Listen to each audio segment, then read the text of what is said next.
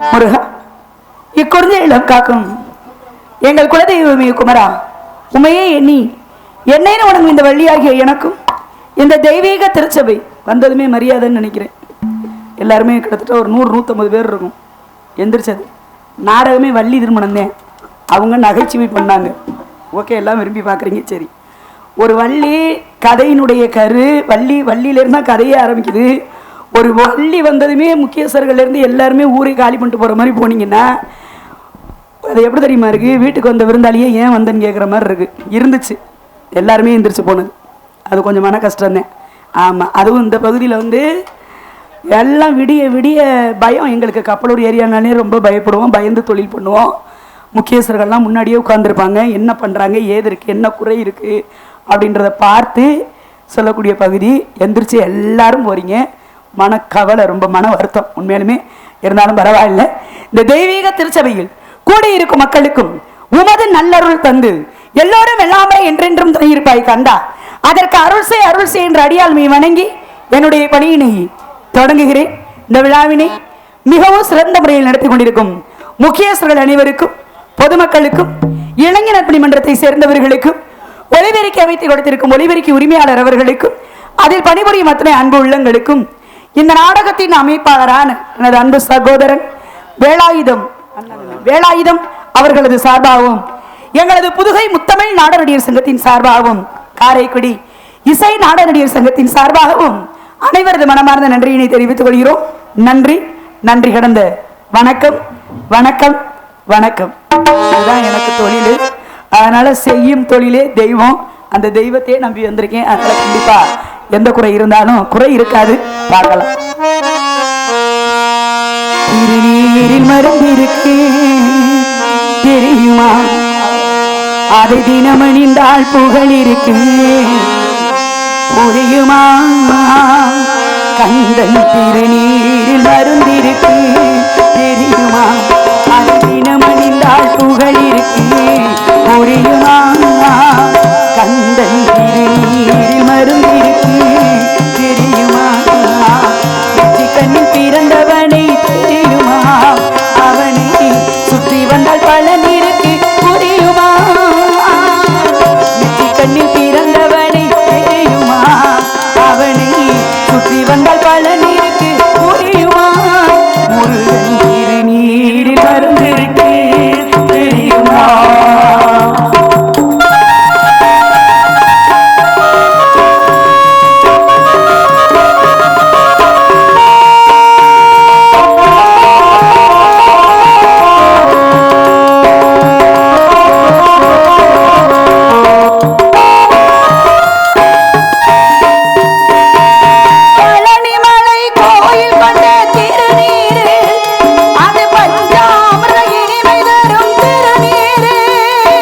பழனிமலை கோவில் தரும் திருநீரே, அது பஞ்சாமிர இனிமை தரும் திருநீரே, பழமுதிரும் சோலையிலே திருநீரே, பழமுதிரும் சோலையிலே திருநீரே, நல்லபடி வந்து வாழ வைக்கும் திருநீரே, அழகன் திருநீரே, திருநீரில் மருந்திருக்கு தெரியுமா? அதை தினமணிந்தால் புகழ் இருக்கு புரியுமா? கந்தன் திருநீரில் மறந்திருக்கு தெரியுமா?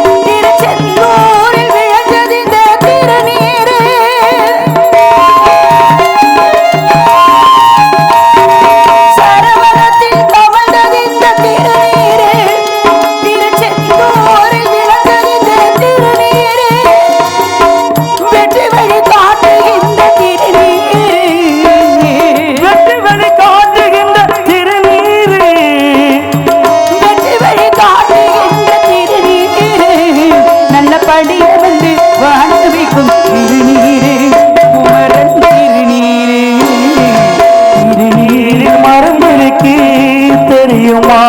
அதை தினமணிந்தால் புகழிருக்கு புரியுமா? கந்தன் திருநீர் மருந்திருக்கு தெரியுமா?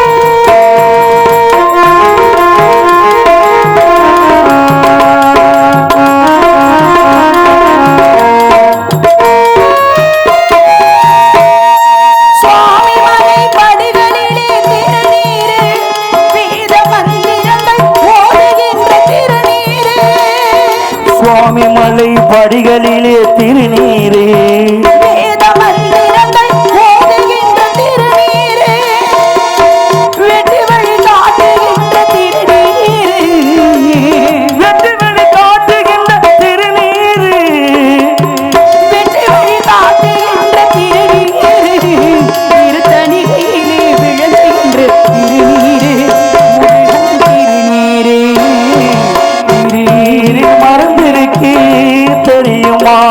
அதை தினமணிந்தால் புகழிருக்கு புரியுமா? திருநீர் மருந்திருக்கு தெரியுமா? நெற்றி கண்ணில் பிறந்தவனை தெரியுமா? அவனை சுற்றி வந்த பலனிருக்கு புரியுமா? நெற்றி கண்ணில் பிறந்தவனை தெரியுமா?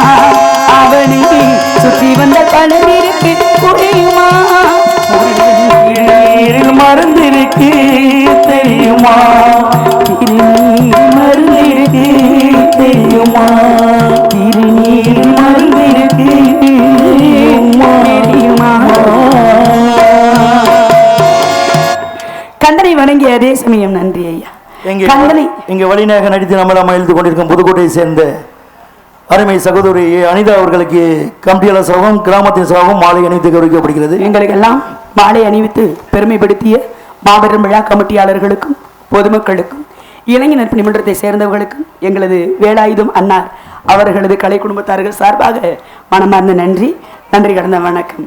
கந்தனை வணங்கிய அதே சமயம் கண்ணான பக்தர்களின் கருத்திலே உழவுகின்ற கந்தனின் அன்புத்தாயே காலங்கள் அனைத்திற்கும் நியாயங்களானவளை கருவளை பாவை நீயே பொன்னென்றும் பொருள் என்றும் புகழ் என்றும் தருபவளை புலமிக்க வேத பொருளே பூத்திடும் நலமெல்லாம் காத்திடும் தலைவியே புகழ் கருமாறி உமையே என்று போற்றி புகழும் அனை மகாசக்தி ஆகிய இந்த உலகத்தில் உள்ள அத்தனை சக்திகளையும் வணங்கி நின்றாலும் கூட எனது குலதெய்வமாகிய கந்தன் கடமன் கதிர்வேலன் கார்த்திகையினுடைய வரவை எண்ணி அனுதினமும் வழிமேல் விழி வைத்து காத்து கொண்டிருக்கக்கூடிய நான் அவருடைய வருகையை எண்ணி இந்த இடத்திலே பாடுவதற்கு முன்னதாக உலகளாம் உணர்ந்து ஓதற்கரியவன் நிலவுலாவிய நீர்மணி வேணியன் அழகில் சோதையன் அம்பலத்தில் ஆடுவான் மலர் சிலம்படி வாழ்த்தி வணங்குவான் என்று சொல்லக்கூடிய நமச்சிவாய வாழ்க நாதந்தாள் வாழ்க இமை பொழுதின் எண்ணெஞ்சின் நீங்காதான் தாழ்வாழ்க கோகலி ஆண்ட குறுமனிதன் தாழ்வாழ்க என்று சொல்லக்கூடிய அந்த ஏடு தந்த நாயகனாகிய சிவனையும் வணங்கிவிட்டு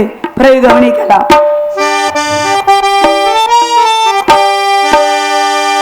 எடுதந்தானே தில்லையிலே அதே பாட வந்தேனவன்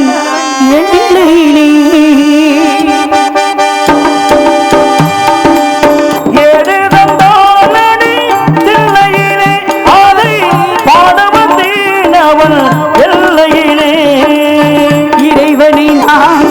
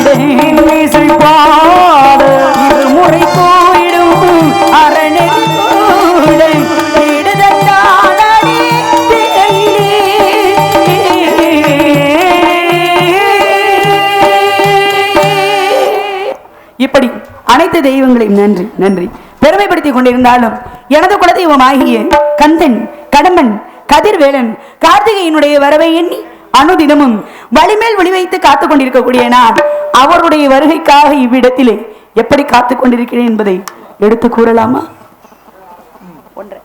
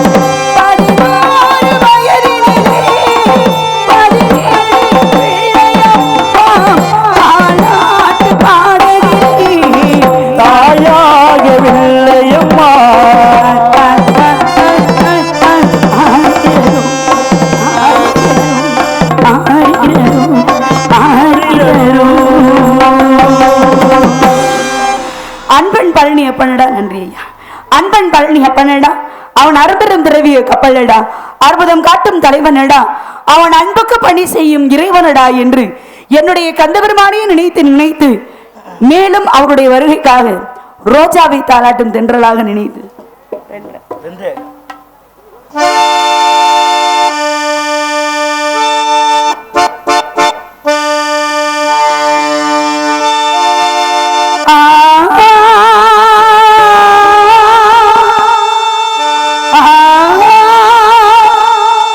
ரோஜாவை தாளாட்டும் தென்றல் பொன்மேகம் நம் பந்தை உன் கூந்தல் என் ஊஞ்சல் உன் வார்த்தை சங்கீதங்கள் ரோஜாவை தாளாட்டும் தென்றல் பொன்மேகம் நம் பந்தை உன் கூந்தல் என் ஊஞ்சல் உன் வார்த்தை சங்கீதங்கள் ரோஜாவை தாளாட்டும் தென்றல்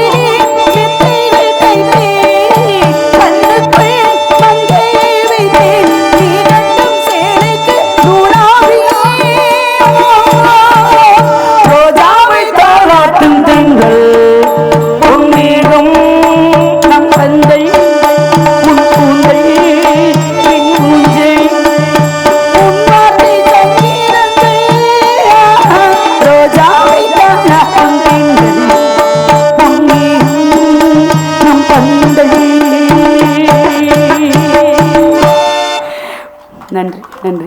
பயணிக்க போவதில் சுகம் அதிகம், அவன் பார்வையில் நன்றி சகோதரர், நன்றி.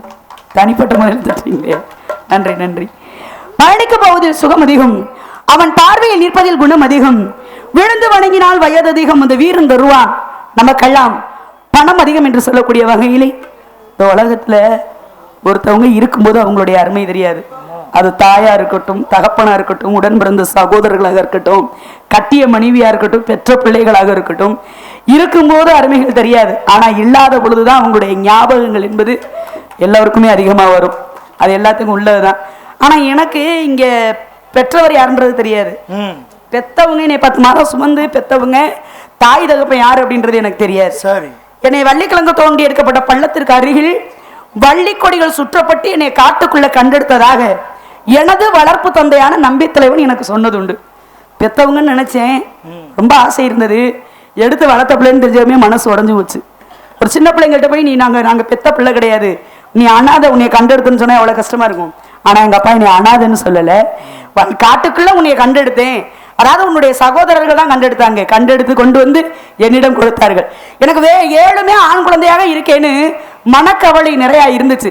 எல்லாம் சொல்லுவாங்கல்ல, 5 பொம்பளை பிள்ளை இருந்தா அரசனானாலும் ஆண்டி ஆவான்பாங்க. எத்தனைப்பா பிள்ளைங்க? எனக்கு 5 பொம்பளை பிள்ளைங்க. 5 பொம்பளை பிள்ளையா? போச்சுடா போ.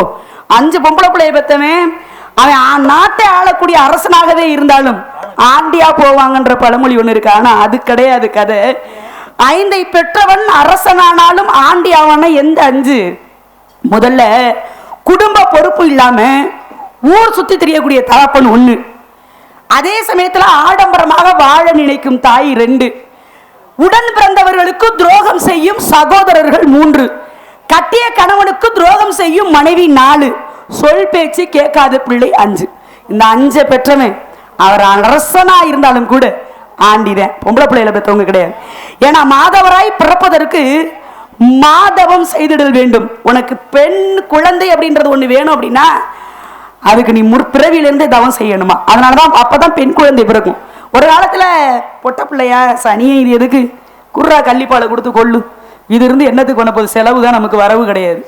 ஆக இந்த சனியின கள்ளிப்பாலை கொடுத்து கொள்ளுன்னு கொன்ன காலம் நம்ம கலியுகத்துல நம்ம வாழ்ந்த இந்த காலத்துல. ஆக இந்த காலத்துல அப்படி நடந்துட்டு இப்ப காலப்போக்கில் என்னாச்சு பாருங்களேன். என் பிள்ளைக்கு 40 வயசு ஆச்சுப்பா, ஆம்பளை பிள்ளைக்கு.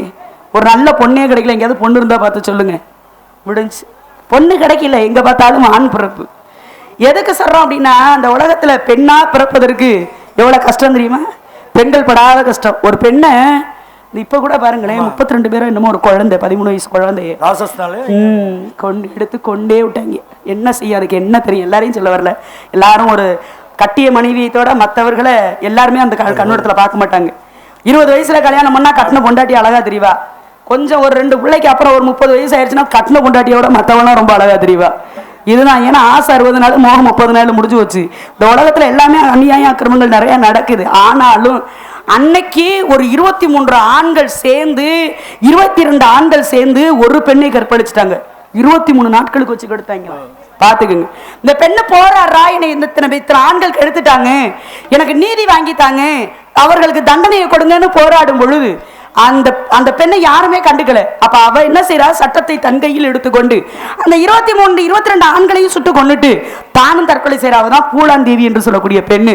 அதே சமயத்துல இன்னொருத்தி இருக்கா. இந்த நாடு, நம்ம நாட்டுல மொத்தம் தமிழ்நாடுன்னு சொல்ல வரல, நம்ம நாட்டுல மார்பகத்திற்கு வரி போட்ட நாடு தானே. பெண்களுக்கு மேலாட உடுத்தக்கூடாது. ஏன் உடுத்துற? மேலாட உடுத்தாத. முதல்ல அது என்ன எடை இருக்கோ, அந்த மார்பகம் என்பது என்ன எடை இருக்கோ அந்த எடைக்கு தகுந்தாற் போல வரி வசூல் பண்றது. ஏன் உடம்போடு ஒட்டி பிறந்தது, கடவுள் என்னை படைக்கும் பொழுது எனக்கு படைச்சது, இதுக்கு என்னடா நீ வரி கேட்கிற, இது இருந்தாதானே நீ வரி கேட்பன்னு சொல்லி அறுத்து தூக்கி எறிஞ்சவதான் நாஞ்சிலி என்று சொல்லக்கூடிய பெண்ணு. பெண்ணுனாலே நிறைய பெருமைகள் இருக்கு. ஏன்னா தாயும் பெண்ணே தாரமும் பெண்ணே. அதுக்காக தாரம் வந்ததுக்கு அப்புறம் தாயை விடக்கூடாது. ஏன்னா ஒவ்வொரு ஆண்களுக்குமே தாய் இறந்தால் அறுசுவை உணவு போயிடும். ஏன்னா அந்த தாய் தான் தன் பிள்ளையினுடைய முகம் ஆடி போயிருக்கு, தன் பிள்ளையினுடைய வயிறு சுருக்கப்பட்டு கிடக்கு. என் பிள்ளை சாப்பிட்டானா சாப்பிடலையே தெரியல, என் பிள்ளைக்கு இதுதான் பிடிக்கும் அப்படின்னு பார்த்து பார்த்து சமைக்கக்கூடியவ தாய். அந்த தாயை இழந்தால் அறுசுவை உணவு போகும். தந்தையை இழந்தோம்னு வச்சுக்கோங்க, அறிவு மழுங்கி போயிடுங்க, கல்வி படிச்சதற்கு உண்டான வேலை இல்லாம போயிடும். அப்ப தந்தையை இழந்தால் அறிவு போயிடும். உடன் பிறந்த சகோதரர்களை இழந்தால் தோல் வலிமை போயிடும். பெற்ற பிள்ளையை இழந்தோம்னா செல்வம் போச்சு. பிள்ளை போனதுக்கு அப்புறம் அங்க பொண்ணு பொருள்லாம் இருந்து என்ன புண்ணியம்? பிரோஜனமே இல்லை. பிள்ளைகளுக்காக சேர்க்கக்கூடியதானே. அதுக்குதான் ஒருத்தர் சொல்றாரு, ஊனமான பிள்ளைக்கு சொத்து சேர்த்து வை, ஆனா சொத்து சேர்த்து பிள்ளைகளை ஊனமாக்காது. இன்றைய காலம் என்பது அப்படிதான் நடந்துகிட்டு இருக்கு. அப்ப பிள்ளைகள் இறந்தால் அங்கே செல்வங்கள் போயிடும், ஆனா சம்சாரம் போச்சு, சகலமே போச்சு. அதனாலதான் தாயோட அறுசுவை உணவுவோம், தந்தையோடு கல்வி போம், உடன் பிறந்தவர்களோடு தோல் வலிமை போம், பெற்ற பிள்ளையோடு செல்வம் போம், சம்சாரம் போனால் சகலமும் போம். ஓரெட்டில் ஆடாத ஆட்டம், ஈரெட்டில் கல்லாத கல்வி, மூவெட்டில் முடியாத மனம், 4 பராத பிள்ளை, 5 சேர்க்காத செல்வம், 6 தேடாத புகழ், 7 செல்லாத ஸ்தலங்கள், 8 பராத ஓய்வு மீன்தானே. சும்மா பாடுனாங்க அன்னைக்கு. ராமையா 8க்குள்ள வாழ்க்கை இருக்கு ராமையா,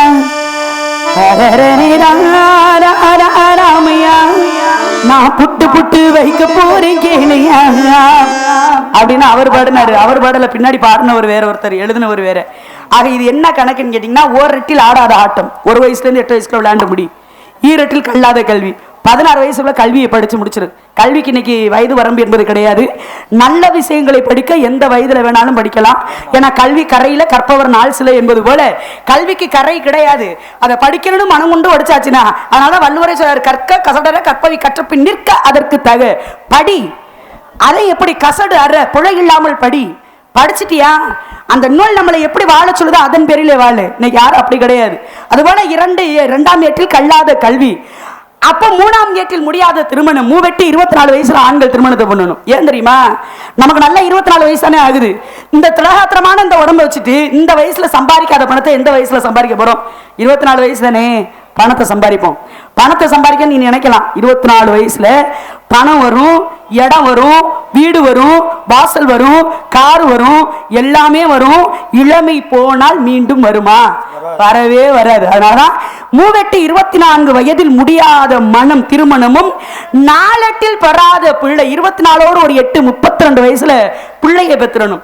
32ஓடு ஒரு 8 வயசு 40 வயசுல, அதாவது என்ன சொல்றாங்க, அது மூவெட்டில் முடியாத மனம், 4 பெறாத பிள்ளை, 5 சேர்க்காத செல்வம். அந்த 40 வயசுல சேமிப்பு என்பது ஆரம்பம். 40ஓடு ஒரு 8 48 வயசுல புகழை தேடணும்.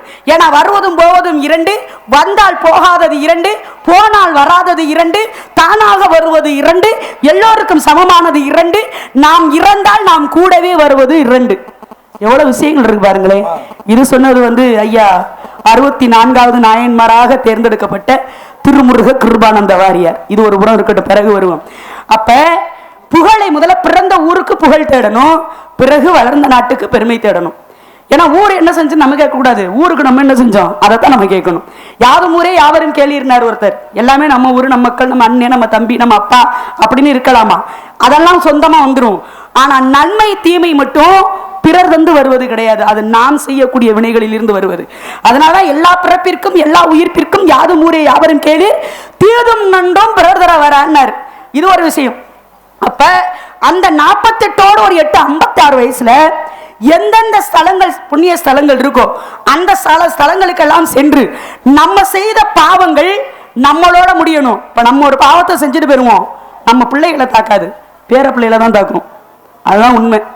நம்ம செய்யற பாவம் நமக்கு அடுத்தப்படக்கூடிய நம்மளுடைய பிள்ளைகளை தாக்காது, பேர பிள்ளைகளை தான் தாக்கும். அடுத்தடுத்த தலைமுறைகள் அப்படி பாதிக்க ஆரம்பிச்சிடும்.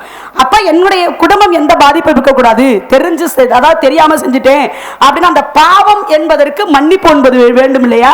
அதனால ஸ்தலங்களுக்கெல்லாம் போகலாம். தவறுன்றது தவறி செய்யறது, தப்புன்றது தெரிஞ்சே செய்யறது. தவறி செய்த தவறுக்கு மட்டும்தான் மன்னிப்பு, தெரிஞ்சே செய்யறதுக்கு பேரு மன்னிப்பு கிடையாது. ஆமா, அதையும் ஒண்ணு இறைவன் மன்னிச்சுக்கிட்டே இருக்க மாட்டார். ஏன்னா கடவுள் நினைக்கிறாரு, நீ ஆடுறியா ஆடு, 20 வயசுல ஆடுறியா ஆடு, ஆடு 30 வயசுல ஆடுறியா ஆடு, 40 50 60 வயசுல ரத்தம் சுண்டி போனதுக்கு அப்புறம் நான் ஆடின ஆட்டமெல்லாம் போதும், நான் ஓய்வு எடுத்துக்கிறேன் நீ ஓரமா இருக்கும்போது அன்னைக்கு இறைவன் அவருடைய ஆட்டத்தை ஆரம்பிப்பார். அதனால பட்டினத்தார் ஒரு மனிதன் நல்லவரா கெட்டவரான்னு எப்ப தெரிஞ்சுக்கலாம் தெரியுமா? அவர் இறந்து கிடக்கிற வீட்டுல தான் தெரிஞ்சுக்கலாம். ஏன்னா ஆடுகிற ஆட்டமும் ஓடுகிற ஓட்டமும் ஒரு நாள் ஓயும் போது இப்படி கூடுகிற கூட்டம் சொல்லும் நீ யாருன்றத. எப்படி கூடும் அந்த டெத், அது மனுஷங்க இளவு வீட்டுல கூடுறாங்க பாத்தீங்களா, அவங்க சொல்லுவாங்களா, ஐயோ நல்ல மனுஷன்ப்பா, இப்படி அநியாயமா போயிட்டாரே, இன்னொரு 10 வருஷத்துக்கு இருந்திருந்தா இந்த ஊரும் அவர் வீடும் அவங்க மக்கள் நல்லா இருந்திருப்பாங்களே அப்படின்னு பேசுவாங்களாம். அவர் கொஞ்சம் ஒரு மாதிரியா நடந்திருந்தாருன்னு வச்சுக்கோங்களேன், போயிட்டானா இவெல்லாம் இப்ப செத்ததுக்கு 10 வருஷத்துக்கு முன்னாடியே போயிருக்கணும் அப்படின்பாங்களாம். பேசக்கூடிய வார்த்தை ஒண்ணு, ஆனா அது எப்படி பேசுறாங்க அப்படின்றத நம்ம பிரிச்சு பார்க்கணும். அப்ப 8ஆம் ஏட்டில் பெறாத ஓய்வு வீண்டானே. 64 வயசுல ஓய்வு பெற்று நிரந்தரமா உட்காரணும். 64 வயசுலயும் நீங்க உழைச்சுக்கிட்டே இருந்தீங்கன்னா நம்ம பெத்த புள்ள சரியில்லைன்னு அர்த்தமா. இப்படிலாம் நிறைய கணக்கு இருக்கு. இப்ப வருவதும் போவதும் 2. மனிதனுடைய வாழ்க்கையில இன்பம் துன்பம் என்பது மாறி மாறி வந்துகிட்டே இருக்கும். ஒரே இன்பமும் இருக்காது, ஒரே துன்பமும் இருக்காது. அதனாலதான் வருவதும் போவதும் 2. இன்பம் துன்பம் மாறி மாறி வரும். வந்தால் போகாதது புகழும் பழியும். ஒரு மனிதனை தேடி புகழ் வந்தாலும் போகாது, பழிச்சொல் என்பது வந்தாலும் போகவே போகாது. அப்ப போனால் திரும்ப பெற முடியாதது மானமும் உயிரும். உடலை விட்ட உயிர் போனாலும் திரும்ப பெற முடியாது, மானம் போனாலே உயிர் போனதுக்கு சமம் தானே. அப்ப அந்த உயிர் போனாலும் திரும்ப பெற முடியாது. அப்ப போனால் வராதது மானமும் உயிரும். எல்லோருக்கும் சமமானது பிறப்பு இறப்பு. நாம் இறந்தால் நாம் கூடவே வருவது நம்ம சம்பாதிக்கிற சொத்தோ சுகமோ பொண்ணோ பொருளோ மனைவியோ மக்களோ எதுவுமே கிடையாது. ஏன்னா வீடு வரை உறவு, வீதி வரை மனைவி, காடு வரை பிள்ளை, கடைசி வரைக்கும் யாரு கூட இல்லை. அப்ப நாம போகல என்னத்தை கொண்டு போறோம்? செஞ்ச பாவமும் புண்ணியமும் மட்டும்தான், வேற எதையுமே கொண்டு போறது கிடையாது. அதுபோல எத்தனை பாவங்கள் இருந்தாலும் சரி, இந்த இடத்துல நான் யாரை வணங்குறேன்னா கந்தபெருமானை. வேலுண்டு வினையில்லை, மயிலுண்டு பயமில்லை, குகனுண்டு குறையில்லை. என்னுடைய கந்தபெருமான் இருக்க எனது வாழ்க்கையில எந்தவித கவலையுமே இருக்காது. ஏன்னா யாம் இருக்க பயமே, சரவணன் இருக்க பயமேன் என்று சொல்லியிருக்கணுங்க. என்னுடைய கந்தபெருமான் இருக்காரு. அந்த கந்தபெருமான் வள்ளிக்கிழங்கு தோண்டி எடுக்கப்பட்ட பள்ளத்தில் எடுத்தாங்க இல்லையா, அந்த நாளில இருந்து கொஞ்சம் பேச ஆரம்பிச்ச நாளில இருந்து எங்க அப்பா கந்தபெருமானுடைய அருமை பெருமைகளை சொல்லி சொல்லி வளர்த்த காரணத்தினால அவர் மீது பக்தியாக இருந்தது. நாளடைவிலே அது காதலாக மாறி இன்னைக்கு இப்படி வந்து நிக்கிறேன். புலம்ப வைக்கிறார் ரொம்ப. எப்பதான் வருவாருன்னு தெரியல. ஆனா நான் ஆரம்பத்துல சொன்னேன் பாத்தீங்களா, இருக்கும்போது ஒருத்தவங்களுடைய ஞாபகம் வராது, இறந்ததுக்கு அப்புறம் வரும் அப்படின்னு. ஏன் சொன்னேன் தெரியுமா? எனக்கு இன்னைக்கு இப்ப ஒரு குறிப்பிட்ட நாட்களுக்குள்ள இறந்த ஒருவருடைய பாடல் ஞாபகம் வருது. அந்த பாடலுக்காக எனக்கு பிடிக்கும், அதனால பாடிட்டு பிறகு தோழியை சந்திக்கணும்ன்ற ஒரு ஆசை.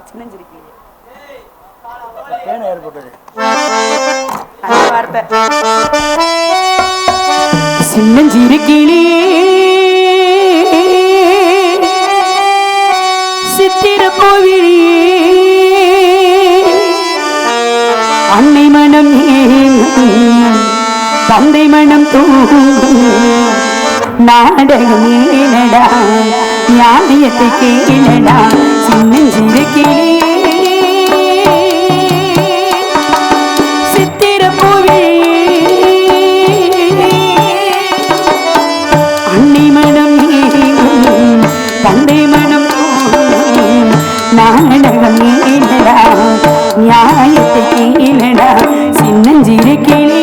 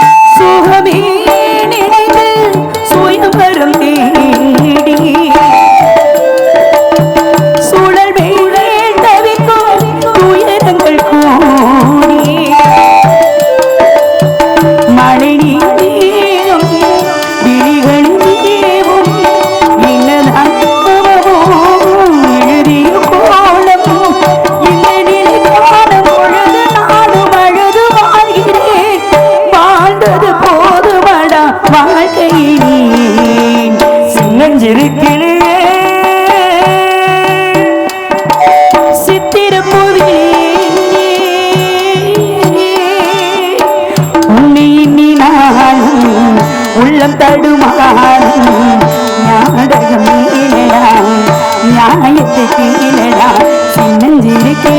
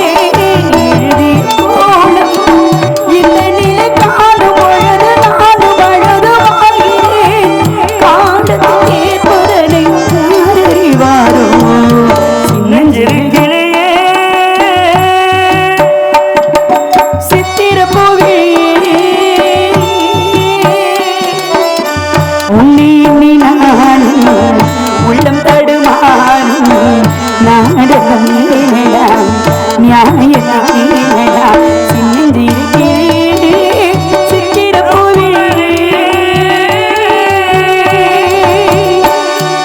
இப்படியெல்லாம் பாடிக்கொண்டு நன்றி பாடிக்கொண்டு நின்று கொண்டிருந்தால் வெகு தூரத்தில் இருந்து யாரோ ஒருவர் என்னை அழைப்பது போன்ற ஒரு சிறிய குரல். அந்த குரலுக்கு சொந்தக்காரி கண்டிப்பாக என்னுடைய தோழியாகத்தான் இருக்க வேண்டும். தோழியையும் சந்தித்து விஷயம் என்ன என்பதை தெரிந்து கொள்வதற்கு முன்னதாக இப்பகுதி நிறைவாக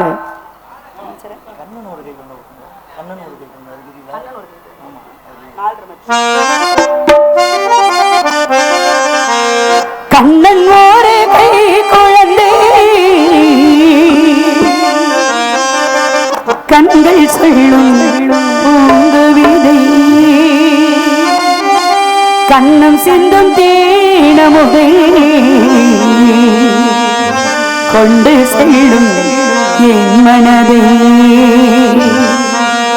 கையிரண்டில் நான் எடுத்தேன் பாடுகின்றேன் நாராரோ மைவே தாளேனோ மாதவனே தாளேனோ கண்ணன் ஒரு கை குழந்தை கண்கள் சொல்லும் பூண்டு விதை கண்ணம் சிந்தும் தேனமுதை கொண்டு செல்லும் என் மனதை கையிரண்டில் நான் எடுத்தேன் பாடுகின்றேன் யாரோ கையிரண்டில் நான் எடுத்தேன் பாடுகின்றேன் யாரோ தாளேனோ மாதவனே தாளேனோ